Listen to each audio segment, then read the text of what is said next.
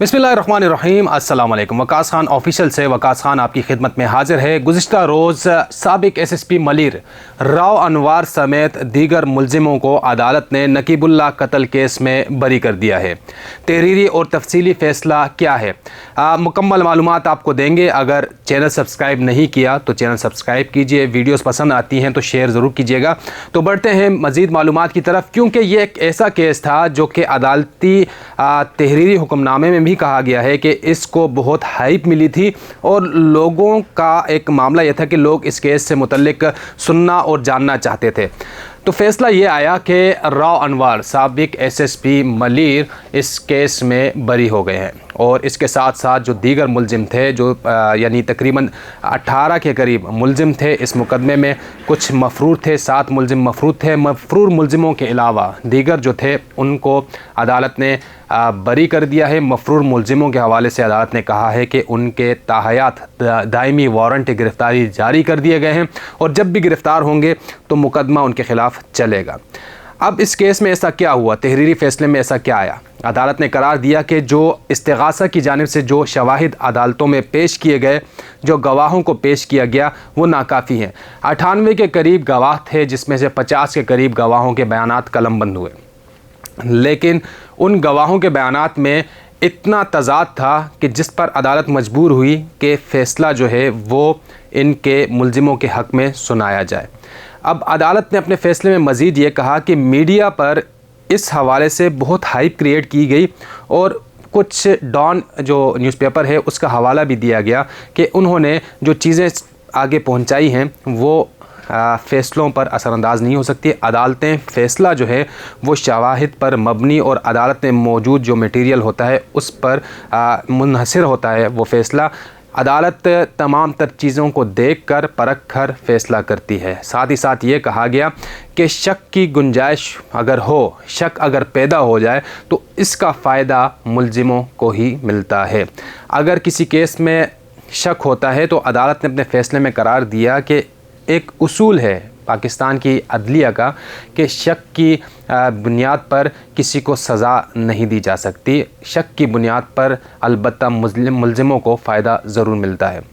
इस मामले का ये एक रुख है कि तकरीबन 5 साल यानी 2018 23 जनवरी को इस वक़ूए का केस दर्ज हुआ और कल यानी 23 जनवरी 2023 को इसका फ़ैसला सुना दिया गया। ठीक 5 साल बाद इस मुकदमे का फ़ैसला आया और इस मुकदमे में मामला ये था कि राव अनवार साहब जो गुज़िश्ता रोज़ से बरी हुए तो उन्होंने बाहर निकलकर मीडिया से गुफ्तगू भी की और एक बार फिर अंदिया दे दिया कि वो दोबारा एसएसपी बनने की ख्वाहिश का इजहार करते हैं और 1 साल रिटायरमेंट से कबल अभी मौजूद हैं, तो 1 साल उनको मज़ीद दिया जाए ताकि वो मज़ीद खिदमत कर सकें इस शहर की और इन लोगों की। साथ ही साथ जो नकीबुल्लाह जो महसूद थे, उनके वालिद साहब की जानिब से जो वकील थे सलाहुद्दीन पंवर साहब, उनका ये कहना था कि अगर शवाहिद नाकाफ़ी थे और जो बयानात थे गवाहों के उसमें तज़ाद था तो जो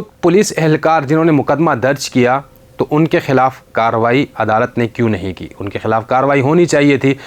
तहम ये एक यानी अदालतों का जब भी फ़ैसला आता है तो या तो सिर्फ बरी होते हैं या सज़ा होती है। अगर बरी होते हैं तो पुलिस की नाकिस कारकर्दगी पर पुलिस के ख़िलाफ़ कार्रवाई क्यों नहीं होती और अगर सज़ा होती है तो उनको सराहा क्यों नहीं जाता? हमने बहुत से फ़ैसले ऐसे देखे जिसमें पुलिस की कारकर्दगी, जो तफ्तीशी जो अमल है, उसको कुछ जज साहिबान ने सराहा ज़रूर, लेकिन हमने ये अमल कभी नहीं देखा कि किसी तफ्तीशी अफसर की वजह से कोई बहुत बड़ा केस जो है वो ख़राब हुआ हो या उसमें मुलजिम बरी हुए हों।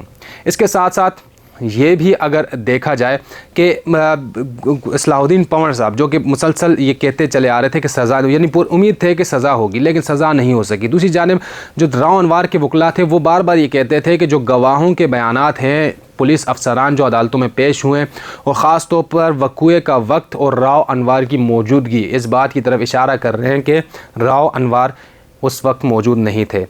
नसीबुल्लाह की बात कर रहे हैं। राव अनवार साहब कल उन्होंने वीडियो बयान में भी कहा कि वो शख्स था जिसके ख़िलाफ़ कार्रवाई की गई जो कि टेररिस्ट था।